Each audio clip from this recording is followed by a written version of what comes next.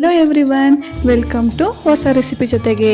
ಇವತ್ತು ನಮ್ಮಮ್ಮ ಮಾಡ್ತಿದ್ದಂತಹ ಸಾಂಬಾರ್ ರೆಸಿಪಿನ ಕದ್ದು ನಿಮಗೆ ಆ ರೆಸಿಪಿನ ತೋರಿಸ್ತಿದ್ದೀನಿ ಯಾವ ರೀತಿ ಮಾಡೋದು ಅಂತ ಬನ್ನಿ ನೋಡೋಣ. ಫಸ್ಟು ಒಂದು ಕುಕ್ಕರ್ಗೆ 1.5 ಕಪ್ಪಷ್ಟು ತೊಗರಿಬೇಳೆ ತಗೊಂಡಿದ್ದೀನಿ, 6 ಹಸಿಮೆಣಸಿನ್ಕಾಯಿ ಮತ್ತು ಒಂದು ಸ್ವಲ್ಪ ಉಪ್ಪು, ಇದಿಷ್ಟನ್ನು ಹಾಕ್ಕೊಂಡು ಕುಕ್ಕರ್ ಲಿಡ್ ಕ್ಲೋಸ್ ಮಾಡಿ 2 ವಿಷಲ್ ಕೂಗಿಸ್ಕೊಳ್ಳೋಣ.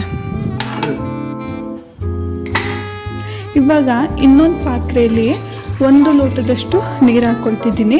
ಇದಕ್ಕೆ ನಾನು ಸೊಪ್ಪನ್ನು ಬಿಡಿಸಿ ವಾಶ್ ಮಾಡಿ ಇಟ್ಕೊಂಡಿದ್ದೆ. ಇದಕ್ಕೆ ನಾನು ಒಂದು ಕಂತೆಯಷ್ಟು ಮೆಂತ್ಯ ಸೊಪ್ಪು ಮತ್ತು 1 ಕಂತೆಯಷ್ಟು ಕಿರ್ಕಿರೆ ಸೊಪ್ಪು ಇದನ್ನು ತಗೊಂಡು ಬಿಡಿಸ್ಕೊಂಡು ಚೆನ್ನಾಗಿ ವಾಶ್ ಮಾಡ್ಕೊಂಡಿದ್ದೀನಿ.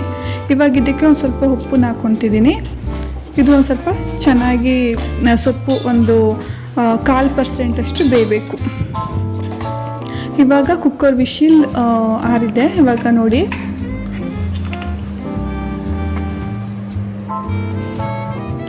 Cooker whistle ಆರಿದೆ. ಬೇಳೆನೂ ತುಂಬ ಚೆನ್ನಾಗಿ ಬೆಂದಿದೆ ನೋಡಿ, ಇಲ್ಲಿ ನೀವು ನೋಡ್ತಿರ್ಬೋದು. ಇವಾಗ ನಾವಿಲ್ಲಿ ಏನು ಹಸಿಮೆಣಸಿನ್ಕಾಯಿ ಹಾಕಿದ್ದೀವಿ ಅದನ್ನು ನಾವು ಒಂದು ಮಿಕ್ಸಿ ಜಾರಿಗೆ ಹಾಕ್ಕೊಳ್ಳೋಣ. ಇವಾಗ ನಾನು 6 ಮೆಣಸಿನ್ಕಾಯಿನ ಆ ಬೇಳೆ ಜೊತೆಗೆ ಹಾಕಿದ್ದೆ. ಅದು 6 ಮೆಣಸಿನ್ಕಾಯಿನೂ ನಾನು ಈ ಮಿಕ್ಸಿ ಜಾರಿಗೆ ಟ್ರಾನ್ಸ್ಫರ್ ಮಾಡ್ಕೊತಿದ್ದೀನಿ. ಇವಾಗ ಏನು ಬೇಳೆ ಉಳಿದಿತ್ತು ಅದನ್ನು ಸೊಪ್ಪು ಏನು ಬೇಯ್ತಿತ್ತು ಆ ಸೊಪ್ಪಿನ ಜೊತೆಗೆ ಮಿಕ್ಸ್ ಮಾಡ್ತಿದ್ದೀನಿ. ಇವಾಗ ಇದನ್ನು ಚೆನ್ನಾಗಿ ತಿರುಗಿಸ್ಕೊಂಡು ಅದಂಗೆ ಸ್ಲೋಲಿ ಅಂದರೆ ಲೋ ಫ್ಲೇಮಲ್ಲಿ ಅದನ್ನು ಬೇಯೋದಕ್ಕೆ ಬಿಟ್ಬಿಡೋಣ. ಇವಾಗ ಈ ಮಿಕ್ಸಿ ಜಾರಿಗೆ 1 ಟೇಬಲ್ ಸ್ಪೂನಷ್ಟು ಜೀರಿಗೆ, ಒಂದು 7ರಿಂದ 8 ಎಸಳಷ್ಟು ಬೆಳ್ಳುಳ್ಳಿ ಮತ್ತು ನಾವೇನು ಸೊಪ್ಪು ಅಲ್ಲೇನು ಬೇಯ್ತಿತ್ತು ಆ ಸೊಪ್ಪನ್ನು ಇದಕ್ಕೆ ಆ್ಯಡ್ ಮಾಡ್ಕೊತಿದ್ದೀನಿ. ಬೇಳೆ ಮತ್ತು ಸೊಪ್ಪು 2 ಕೂಡ.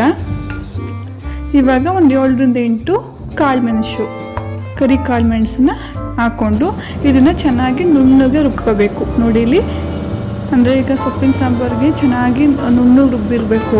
ಅದು ತರ್ತರಿಯಾಗಿದ್ದರೆ ಚೆನ್ನಾಗಿರಲ್ಲ. ಅದೇನು ನುಣ್ಣಗೆ ರುಬ್ಕೊಂಡಿದೆ ಅದನ್ನು ಆ ಬೇಳೆ ಮತ್ತು ಸೊಪ್ಪು ಬೇಯ್ತಿತ್ತಲ್ಲ ಅದರೊಳಗೆ ಹಾಕ್ಕೊಳ್ತಿದ್ದೀನಿ. ಇವಾಗ ಇದೊಂದು ಕುದಿ ಚೆನ್ನಾಗಿ ಬೇಯಿಸ್ಕೋಬೇಕು. ಇವಾಗ ನೀವು ನೋಡ್ಕೊಳ್ಳಿ, ಯಾಕೆಂತಂದರೆ ನಾನು ಬೇಳೆ ಕುಗ್ಬೇಕಾದ್ರೂ ಹಾಕಿದ್ದೆ ಮತ್ತು ಸೊಪ್ಪು ಬೇಯಬೇಕಾದ್ರೂ ಹಾಕಿದ್ದೆ. ರುಚಿಗೆ ಎಷ್ಟು ಬೇಕು ಉಪ್ಪು ಅದಷ್ಟನ್ನು ಆ್ಯಡ್ ಮಾಡ್ಕೊಳ್ಳಿ.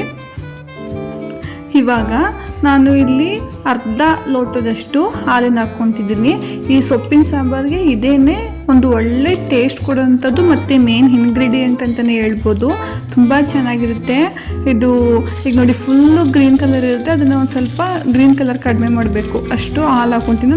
ಅದಕ್ಕೆ ನಾನು 1 ಲೋಟದಷ್ಟು, ಒಂದು ಚಿಕ್ಕ ಲೋಟದಷ್ಟು ಹಾಲನ್ನು ಹಾಕ್ಕೊಂಡೆ. ಇವಾಗ ಲಾಸ್ಟಲ್ಲಿ ಎಣ್ಣೆ, ಸಾಸಿವೆ, ಜೀರಿಗೆ ಮತ್ತು ಬೆಳ್ಳುಳ್ಳಿ ಹಾಕ್ಕೊಂಡು ಒಗ್ಗರಣೆ ಮಾಡ್ಕೊಂಡು ಸಾಂಬಾರು ಮೇಲೆ ಹಾಕ್ಕೊಂಡು ನಿಮಗೆ ಯಾವುದು ಮುದ್ದೆ ಜೊತೆಗಾದರೆ ಮುದ್ದೆ, ರೈಸ್ ಜೊತೆಗಾದರೆ ರೈಸ್ ಜೊತೆ ಮಾಡ್ಕೊಂಡು ತಿಂತಿದ್ರೆ ನಿಜವಾಗ್ಲೂ ಹೇಳ್ತೀನಿ ಸಖತ್ತಾಗಿರುತ್ತೆ. ಮನೇಲಿ ಟ್ರೈ ಮಾಡಿ ಹೇಗಿತ್ತು ಅಂತ ಹೇಳಿ.